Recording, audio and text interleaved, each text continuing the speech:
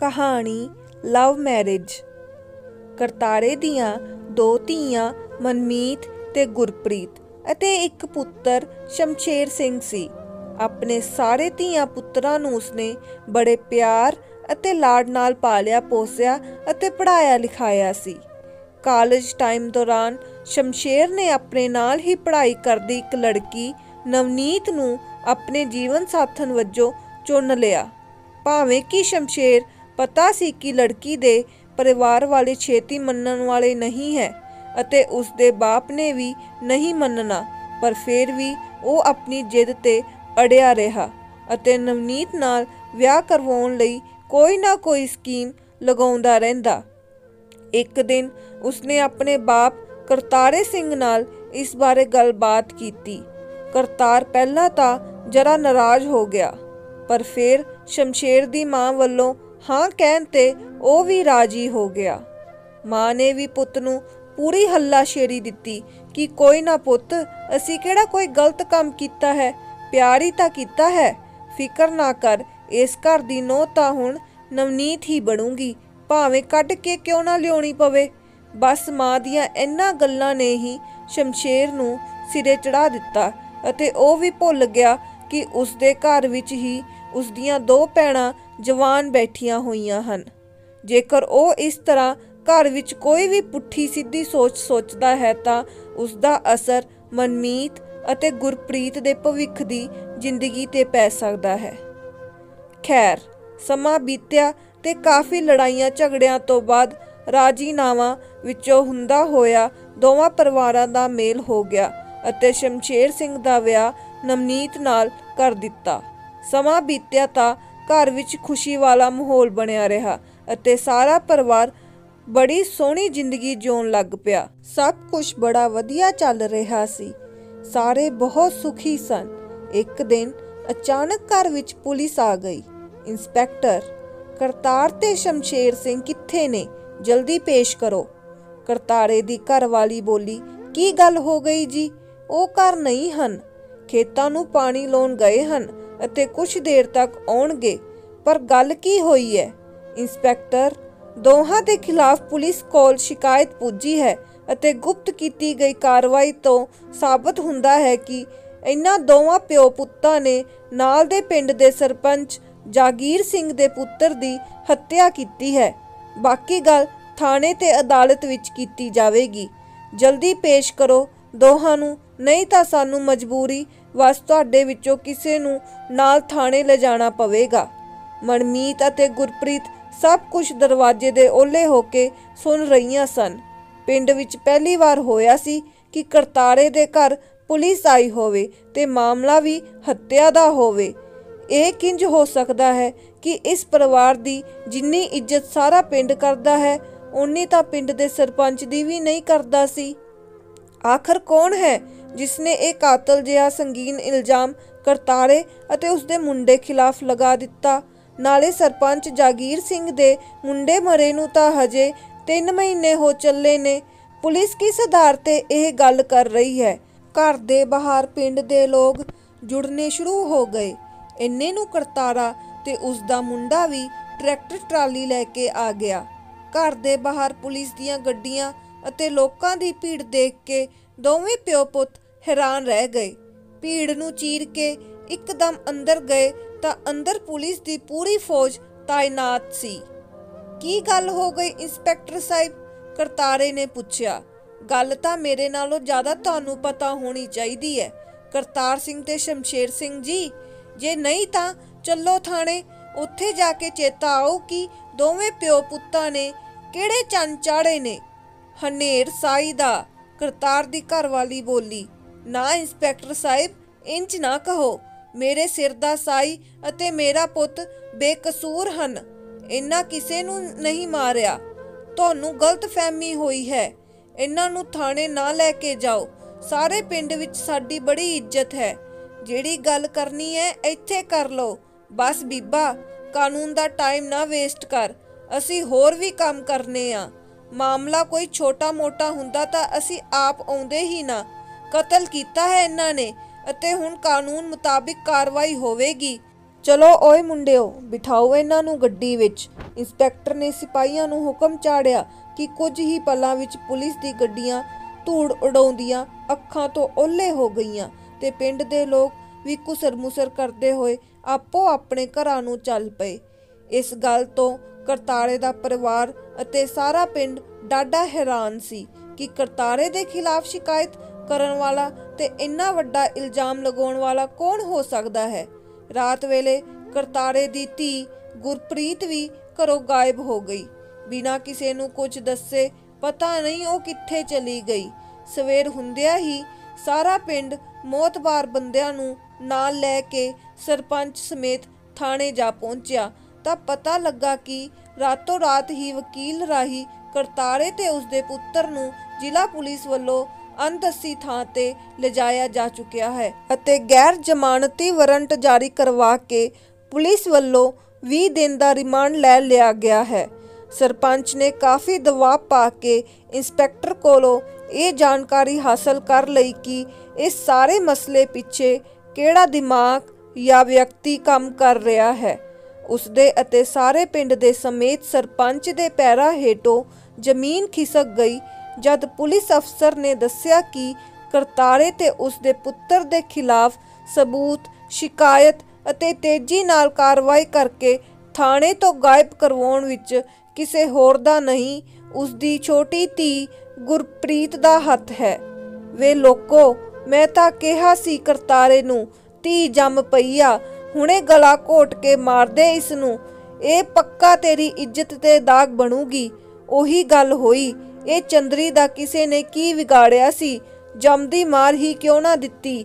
ਬੇਸ਼ਰਮ ਬੇਹਯਾ ਧੀ ਨੇ ਆਪਣੇ ਹੀ ਬਾਬੁਲ ਦੀ ਪੱਗ ਨੂੰ ਦਾਗ ਤਾਂ ਕੀ ਲਾਉਣਾ ਸੀ, ਸਿਰ ਤੇ ਪੱਗ ਹੀ ਨਾ ਰਹਿਣ ਦਿੱਤੀ। ਇਸ ਨਖੱਤੀ ਨੇ ਕੱਲ ਦੀ ਘਰੋਂ ਗਾਇਬਾ ਪਤਾ ਨਹੀਂ ਕਿਹੜੇ ਖਸਮਾ ਖਾਣੇ ਨਾਲ ਖੇ ਖਾ ਰਹੀ ਹੋਣੀ ਆ। ਪਿੰਡ ਦੀ ਸਾਂਝੀ ਤਾਈ ਬੰਤੋ ਨੇ ਜਰਾ ਧੀਰਜ ਦਿੱਤਾ, ਨਾ ਭੈਣੇ ਨਾ, ਮੂੰਹੋਂ ਮਾੜਾ ਲਫ਼ਜ਼ ਨਹੀਂ ਕੱਢੀਦਾ। ਸ਼ਾਮਾਂ ਨੂੰ ਮੁੜ ਆਊਗੀ ਤਾਂ ਸਾਰੀ ਗੱਲ ਪਿੰਡ ਦੀ ਪੰਚਾਇਤ ਵਿੱਚ ਬਿਠਾ ਕੇ ਪੁੱਛਾਂਗੇ। ਸ਼ਾਮੀ ਗੁਰਪ੍ਰੀਤ ਵਾਪਸ ਆਈ। ਉਸਦੇ ਸੱਜੇ ਹੱਥ ਵਿੱਚ ਇੱਕ ਕਾਗਜ਼ਾਂ ਦੀ ਵੱਡੀ ਫਾਈਲ ਅਤੇ ਖੱਬੇ ਪਾਸੇ ਬਾਂਹ 'ਚ ਲਮਕਦਾ ਵਕੀਲਾਂ ਵਾਲਾ ਕਾਲਾ ਕੋਟ ਸੀ। ਉਸਨੂੰ ਆਉਂਦਿਆਂ ਹੀ ਉਸਦੀ ਮਾਂ ਨੇ ਹਜ਼ਾਰਾਂ ਗਾਲਾਂ ਕੱਢੀਆਂ। ਗਾਲ ਮੰਦਾ ਕਰਦਿਆਂ ਘਰੋਂ ਧੱਕੇ ਮਾਰ ਕੇ ਬਾਹਰ ਕੱਢ ਦਿੱਤਾ। ਤਾਈ ਬੰਤੋ ਉਸਨੂੰ ਆਪਣੇ ਘਰ ਲੈ ਆਈ। ਸਵੇਰੇ ਸਾਰੀ ਪੰਚਾਇਤ ਇਕੱਠੀ ਹੋਈ। ਗੁਰਪ੍ਰੀਤ ਦੇ ਰਿਸ਼ਤੇਦਾਰ, ਉਸਦੀ ਮਾਂ ਅਤੇ ਭੈਣ ਵੀ ਹਾਜ਼ਰ ਸੀ। ਸਰਪੰਚ ਨੇ ਬੜੀ ਹਲੀਮੀ ਨਾਲ ਪੁੱਛਿਆ, ਧੀਏ, ਇਹ ਤੂੰ ਕੀ ਕੀਤਾ? ਕਿ ਇਸ ਵਾਸਤੇ ਤੈਨੂੰ ਤੇਰੇ ਬਾਪੂ ਕਰਤਾਰੇ ਨੇ ਵਕੀਲ ਦੀ ਪੜ੍ਹਾਈ ਕਰਵਾਈ ਸੀ? ਵਕੀਲ ਪੈਸੇ ਦੇ ਲਾਲਚ ਵਿੱਚ ਝੂਠੇ ਮੁਕੱਦਮੇ ਲੜਦੇ ਤਾਂ ਕਈ ਦੇਖੇ ਹੈ, ਪਰ ਆਪਣੇ ਹੀ ਘਰ ਵਿੱਚ ਇਹੋ ਜਿਹੇ ਕੇਸ ਦਾ ਸਾਹਮਣਾ ਇੱਕ ਬਾਪ ਨੂੰ ਕਰਨਾ ਪੈ ਜਾਵੇ ਤੇ ਦੂਜੇ ਪਾਸੇ ਉਸਦੀ ਆਪਣੀ ਧੀ ਹੀ ਵਕੀਲ ਹੋਵੇ ਤੇ ਉਹ ਵੀ ਬਾਪ ਦੇ ਖਿਲਾਫ ਭੁਗਤ ਜਾਵੇ। ਇਹ ਸਭ ਕੁਝ ਕਿਸ ਲਈ? ਵੇਖ ਕਿੰਨੀ ਇੱਜ਼ਤ ਸੀ ਤੇਰੇ ਬਾਪ ਕਰਤਾਰੇ ਦੀ। ਆਪਣੀ ਮਾਂ ਦੀ ਹਾਲਤ ਵੇਖ, ਕੀ ਹਾਲ ਹੋ ਗਿਆ ਰੋ ਰੋ ਕੇ। ਦੱਸ, ਅੱਜ ਸਾਰਾ ਪਿੰਡ ਤੇਰੇ ਕੋਲੋਂ ਜਵਾਬ ਮੰਗਦਾ ਹੈ। ਕਿਤੇ ਇਹ ਨਾ ਹੋਵੇ ਕਿ ਤੇਰੇ ਅਜਿਹੇ ਕਾਰਨਾਮੇ ਕਰਕੇ ਕੱਲ ਨੂੰ ਪਿੰਡ ਦੇ ਲੋਕ ਧੀਆਂ ਜੰਮ ਕੇ ਪਾਲਣ ਪੋਸ਼ ਕੇ ਵੱਡੀਆਂ ਕਰਨ ਨਾਲੋਂ ਮਾਰਨ ਨੂੰ ਤਰਜੀਹ ਦੇਣ। ਗੁਰਪ੍ਰੀਤ ਕੁਛ ਦੇਰ ਚੁੱਪ ਰਹੀ ਤੇ ਫਿਰ ਬੋਲਣ ਲੱਗੀ, ਸਰਪੰਚ ਸਾਹਿਬ, ਅਗਲੇ ਪਿੰਡ ਦੇ ਸਰਪੰਚ ਸਰਦਾਰ ਜਗੀਰ ਸਿੰਘ ਦਾ ਪੁੱਤਰ ਨਵਪ੍ਰੀਤ ਸਿੰਘ ਮੇਰੇ ਨਾਲ ਹੀ ਕਾਲਜ ਵਿੱਚ ਲਾ ਕਰਦਾ ਸੀ। ਉਹ ਹਮੇਸ਼ਾ ਕਲਾਸ ਵਿੱਚ ਪਹਿਲੇ ਨੰਬਰ ਤੇ ਆਉਂਦਾ ਸੀ। ਹੁਸ਼ਿਆਰ ਅਤੇ ਆਪਣੇ ਮਾਂ-ਬਾਪ ਦਾ ਇਕਲੌਤਾ ਪੁੱਤਰ ਸੀ। ਮੈਂ ਉਸਨੂੰ ਬੜੀ ਚੰਗੀ ਤਰ੍ਹਾਂ ਜਾਣਦੀ ਸੀ। ਅਸੀਂ ਅਕਸਰ ਹੀ ਕਾਲਜ ਵਿੱਚ ਇਕੱਠੇ ਰਹਿੰਦੇ, ਪੜ੍ਹਾਈ ਕਰਦੇ ਅਤੇ ਘੁੰਮਦੇ ਫਿਰਦੇ ਸੀ। ਸਾਡੇ ਦੋਹਾਂ ਵਿੱਚ ਕੁਝ ਵੀ ਗਲਤ ਨਹੀਂ ਸੀ। ਅਸੀਂ ਦੋਵੇਂ ਹੀ ਵੱਡੇ ਵਕੀਲ ਬਣ ਕੇ ਕਾਮਯਾਬ ਹੋਣਾ ਚਾਹੁੰਦੇ ਸੀ। ਇਸੇ ਦੌਰਾਨ ਅਸੀਂ ਇੱਕ ਦੂਜੇ ਨੂੰ ਪਸੰਦ ਕਰਨ ਲੱਗ ਪਏ ਤੇ ਵਿਆਹ ਕਰਵਾਉਣ ਬਾਰੇ ਵੀ ਸੋਚ ਲਿਆ। ਉਦੋਂ ਵੀਰ ਸ਼ਮਸ਼ੇਰ ਦੇ ਵਿਆਹ ਬਾਰੇ ਲੜਾਈ ਝਗੜਾ ਚੱਲ ਰਿਹਾ ਸੀ ਕਿਉਂਕਿ ਇਹ ਲਵ ਮੈਰਿਜ ਕਰਵਾਉਣਾ ਚਾਹੁੰਦਾ ਸੀ, ਪਰ ਭਾਬੀ ਦੇ ਪਰਿਵਾਰ ਵਾਲੇ ਨਹੀਂ ਮੰਨਦੇ ਸਨ। ਇਸ ਲਈ ਮੈਂ ਘਰ ਕੋਈ ਗੱਲ ਨਾ ਕੀਤੀ। ਪਰ ਸ਼ਮਸ਼ੇਰਵਾਰੀ ਮੇਰੀ ਹੀ ਮਾਂ ਅਤੇ ਪਿਓ ਵੱਲੋਂ ਲਵ ਮੈਰਿਜ ਦੇ ਹੱਕ ਵਿੱਚ ਸਟੈਂਡ ਲੈਣ ਦੀਆਂ ਗੱਲਾਂ ਨੇ ਮੈਨੂੰ ਵੀ ਪ੍ਰਭਾਵਿਤ ਕੀਤਾ। ਮੈਨੂੰ ਵੀ ਆਪਣੇ ਮਾਂ-ਬਾਪ ਦੀ ਅਗਾਂਹ ਵਧੂ ਸੋਚ ਤੇ ਮਾਣ ਹੋਇਆ ਕਿ ਅੱਜ ਦੇ ਸਮਾਜ ਵਿੱਚ ਇਹ ਗੱਲਾਂ ਆਮ ਹੋ ਗਈਆਂ ਹਨ। ਜ਼ਬਰਦਸਤੀ ਕੀਤੇ ਵਿਆਹ ਦੇਣ ਨਾਲੋਂ ਜੇ ਵਰ ਜਾਂ ਕੰਨਿਆ ਦੀ ਮਰਜ਼ੀ ਪੁੱਛ ਲਈ ਜਾਵੇ ਤਾਂ ਬਹੁਤ ਸਾਰੀਆਂ ਸਮਾਜਿਕ ਬੁਰਾਈਆਂ ਦਾ ਖਾਤਮਾ ਕੀਤਾ ਜਾ ਸਕਦਾ ਹੈ। ਕਿਉਂਕਿ ਦੂਜੇ ਪਾਸੇ ਭਾਬੀ ਵੀ ਸ਼ਮਸ਼ੇਰ ਵੀਰੇ ਨਾਲ ਵਿਆਹ ਕਰਵਾਉਣ ਨੂੰ ਬਜਿੱਦ ਸੀ। ਵਿਆਹ ਹੋਇਆ, ਸਭ ਕੁਝ ਆਮ ਵਾਂਗ ਹੋ ਗਿਆ। ਦੋਵੇਂ ਜੀ ਵਧੀਆ ਜ਼ਿੰਦਗੀ ਬਿਤਾਉਣ ਲੱਗੇ। ਹੁਣ ਮੇਰੇ ਵਿਆਹ ਲਈ ਵਰ ਲੱਭਣਾ ਸ਼ੁਰੂ ਕਰ ਦਿੱਤਾ ਸੀ। ਇਸ ਲਈ ਮੈਂ ਵੀ ਨਵਪ੍ਰੀਤ ਬਾਰੇ ਆਪਣੇ ਪਿਤਾ ਜੀ ਅਤੇ ਵੀਰ ਨੂੰ ਦੱਸ ਦਿੱਤਾ। ਪਰ ਮੇਰੇ ਸੁਪਨਿਆਂ ਦਾ ਮਹਿਲ ਚਕਨਾਚੂਰ ਹੋ ਗਿਆ ਜਦ ਮੈਨੂੰ ਮੇਰੇ ਪਿਓ ਦੀ ਪੱਗ ਵੀਰ ਦੀ ਪੱਗ ਦੀਆਂ ਦੁਹਾਈਆਂ ਦੇਣੀਆਂ ਸ਼ੁਰੂ ਕਰ ਦਿੱਤੀਆਂ ਤੇ ਵੀਰ ਨੇ ਮੇਰੇ ਉੱਤੇ ਪਹਿਲੀ ਵਾਰ ਹੱਥ ਚੁੱਕਿਆ। ਜਦ ਮੈਂ ਮਾਂ ਨੂੰ ਉਹ ਵੇਲੇ ਯਾਦ ਕਰਵਾਇਆ ਜਦੋਂ ਇਹ ਵੀ ਸ਼ਮਸ਼ੇਰੇ ਨੂੰ ਕਹਿੰਦੀ ਸੀ, ਕੋਈ ਨਾ ਪੁੱਤ, ਜੇ ਕੋਈ ਗੱਲ ਨਾ ਬਣੀ ਤਾਂ ਕੁੜੀ ਨਾ ਮੰਨੀ ਤਾਂ ਕੱਢ ਕੇ ਲੈ ਆਵੀਂ। ਇਸ ਘਰ ਦੀ ਨੂੰਹ ਤਾਂ ਉਹੀ ਬਣੂਗੀ। ਇਹ ਕਿਹੜਾ ਕੋਈ ਪਾਪ ਕੀਤਾ ਹੈ, ਪਿਆਰ ਹੀ ਕੀਤਾ ਹੈ। ਇਸ ਜਵਾਬ ਤੋਂ ਪਿੱਟ ਉੱਥੇ ਮੇਰੇ ਵੀਰ ਨੇ ਮੇਰੇ ਉੱਤੇ ਕਹੀ ਨਾਲ ਵਾਰ ਕੀਤਾ, ਪਰ ਮੈਂ ਆਪਣੀ ਛੋਟੀ ਭੈਣ ਦੀ ਵਜ੍ਹਾ ਨਾਲ ਬਚ ਗਈ। ਉਸਨੇ ਵੀਰ ਨੂੰ ਧੱਕਾ ਮਾਰ ਦਿੱਤਾ ਸੀ। ਮੈਨੂੰ ਕਮਰੇ ਵਿੱਚ ਬੰਦ ਕਰਕੇ ਹਫ਼ਤਾ ਭਰ ਭੁੱਖਿਆ ਰੱਖਿਆ ਗਿਆ। ਆਖਰ ਮੈਂ ਹਾਰ ਮੰਨ ਗਈ ਅਤੇ ਸਮਝੌਤਾ ਕੀਤਾ ਕਿ ਕਦੇ ਵੀ ਨਵਪ੍ਰੀਤ ਨਾਲ ਨਹੀਂ ਮਿਲਾਂਗੀ। ਜਿੱਥੇ ਕਹੋਗੇ ਚਲੀ ਜਾਵਾਂਗੀ। ਇੱਕ ਦਿਨ ਮੈਨੂੰ ਨਵਪ੍ਰੀਤ ਦਾ ਫੋਨ ਆਇਆ। ਉਹ ਵੀ ਇਹ ਸਭ ਕੁਝ ਸੁਣ ਕੇ ਬਹੁਤ ਨਿਰਾਸ਼ ਹੋਇਆ ਤੇ ਸਿਰਫ ਇੱਕ ਵਾਰ ਮੈਨੂੰ ਮਿਲਣ ਲਈ ਮੇਰੇ ਅੱਗੇ ਤਰਲੇ ਕਰਨ ਲੱਗਾ। ਉਸ ਰਾਤ ਘਰ ਵੀ ਕੋਈ ਨਹੀਂ ਸੀ ਅਤੇ ਜੱਗੂ ਕਿਆਂ ਦੇ ਘਰ ਵਿਆਹ ਸੀ। ਮੰਮੀ ਤੇ ਭੈਣ ਉੱਧਰ ਗਏ ਸਨ। ਮੈਂ ਆਪਣੇ ਇਮਤਿਹਾਨ ਨੇੜੇ ਹੋਣ ਕਰਕੇ ਉੱਪਰ ਛੱਤ ਤੇ ਪੜ੍ਹ ਰਹੀ ਸੀ। ਬਾਪੂ ਤੇ ਵੀਰਾ ਵੀ ਟਰੈਕਟਰ ਲੈ ਕੇ ਕਿਤੇ ਚਲੇ ਗਏ ਸਨ। ਸੋ ਮੈਂ ਮੌਕੇ ਮੁਤਾਬਕ ਸੋਚ ਸਮਝ ਕੇ ਆਖਰ ਵਾਰ ਨਵਪ੍ਰੀਤ ਨੂੰ ਮਿਲਣ ਵਾਸਤੇ ਉਹ ਪਰਲੇ ਪਿੰਡ ਦੀਆਂ ਬੈਕਾਂ ਕੋਲ ਬੁਲਾ ਲਿਆ। ਜਦ ਤੱਕ ਮੈਂ ਉੱਥੇ ਪਹੁੰਚੀ ਤਾਂ ਬਾਪੂ ਅਤੇ ਸ਼ਮਸ਼ੇਰ ਵੀਰਾ ਪਹਿਲਾਂ ਹੀ ਉੱਥੇ ਮੌਜੂਦ ਸਨ। ਮੈਂ ਝਾੜੀਆਂ ਦੇ ਕੈਲੇ ਹੋ ਗਈ ਤਾਂ ਮੇਰੀ ਅੱਖਾਂ ਦੇ ਸਾਹਮਣੇ ਬਾਪੂ ਜੀ ਤੇ ਵੀਰੇ ਨੇ ਨਵਪ੍ਰੀਤ ਦੀ ਹੱਤਿਆ ਕੀਤੀ। ਮੈਂ ਕੰਬਣ ਲੱਗ ਪਈ। ਰੋ ਰੋ ਕੇ ਬੁਰਾ ਹਾਲ ਹੋ ਗਿਆ। ਵੀਰੇ ਨੇ ਉਸਦੇ ਹੱਥਾਂ ਨੂੰ ਪਿੱਠ ਪਿੱਛੇ ਬੰਨ੍ਹ ਕੇ ਜ਼ਮੀਨ ਤੇ ਲਿਟਾ ਦਿੱਤਾ ਤੇ ਬਾਪੂ ਜੀ ਨੇ ਉਸ ਉੱਤੇ ਟਰੈਕਟਰ ਲੰਘਾ ਦਿੱਤਾ। 3 ਵਾਰ ਟਰੈਕਟਰ ਉਸ ਉੱਤੋਂ ਲੰਘਾਇਆ ਗਿਆ। ਮੈਂ ਉਸ ਵੇਲੇ ਆਪਣੇ ਮੋਬਾਈਲ ਤੇ ਇਹ ਸਭ ਦੀ ਵੀਡੀਓ ਰਿਕਾਰਡਿੰਗ ਕੀਤੀ ਅਤੇ ਫੋਟੋਆਂ ਖਿੱਚ ਲਈਆਂ। ਬਾਅਦ ਵਿੱਚ ਬੰਬੀ ਤੇ ਪਾਣੀ ਨਾਲ ਟਰੈਕਟਰ ਦੇ ਟਾਇਰਾਂ ਤੋਂ ਖੂਨ ਸਾਫ਼ ਕੀਤਾ ਅਤੇ ਬੜੀ ਚਲਾਕੀ ਨਾਲ ਉਸ ਦੀ ਮੌਤ ਨੂੰ ਇੱਕ ਹਾਦਸਾ ਬਣਾ ਕੇ ਪੇਸ਼ ਕਰ ਦਿੱਤਾ। ਮੇਰੇ ਵੱਲੋਂ ਨਵਪ੍ਰੀਤ ਨੂੰ ਮਿਲਣ ਬਾਰੇ ਕਿਸੇ ਨੂੰ ਕੁਝ ਵੀ ਪਤਾ ਨਹੀਂ ਸੀ। ਜਾਣਬੁੱਝ ਕੇ ਆਪਣੇ ਘਰ ਦੀ ਇੱਜ਼ਤ ਜਾਂ ਅਖੌਤੀ ਅਣਖ ਖਾਤਰ ਸਰਪੰਚ ਜਗੀਰ ਸਿੰਘ ਦੇ ਇਕਲੌਤੇ ਪੁੱਤਰ ਨੂੰ ਬੇਮੌਤ ਮਾਰ ਕੇ ਪਿਛਲੇ 6 ਮਹੀਨਿਆਂ ਤੋਂ ਇਹ ਮੁਜ਼ਲਮ ਆਜ਼ਾਦ ਘੁੰਮ ਰਹੇ ਸੀ। ਇਹ ਅਣਮਨੁੱਖੀ ਮੌਤ ਪੂਰੀ ਤਰ੍ਹਾਂ ਮਨੁੱਖੀ ਅਧਿਕਾਰਾਂ ਦੀ ਉਲੰਘਣਾ ਸੀ ਅਤੇ ਇਹ ਨਾਜਾਇਜ਼ ਕਤਲ ਸੀ। ਜਦ ਮੈਂ ਵਾਅਦਾ ਕੀਤਾ ਸੀ ਕਿ ਜਿੱਥੇ ਤੁਸੀਂ ਵਿਆਹੋਗੇ ਮੈਂ ਉੱਥੇ ਤੁਰ ਜਾਵਾਂਗੀ, ਤਾਂ ਫੇਰ ਵੀ ਕਿਉਂ ਇੱਕ ਮਾਂ-ਬਾਪ ਦੀ ਬਜ਼ੁਰਗੀ ਦੇ ਸਹਾਰੇ ਨੂੰ ਖੋਹ ਲਿਆ ਗਿਆ?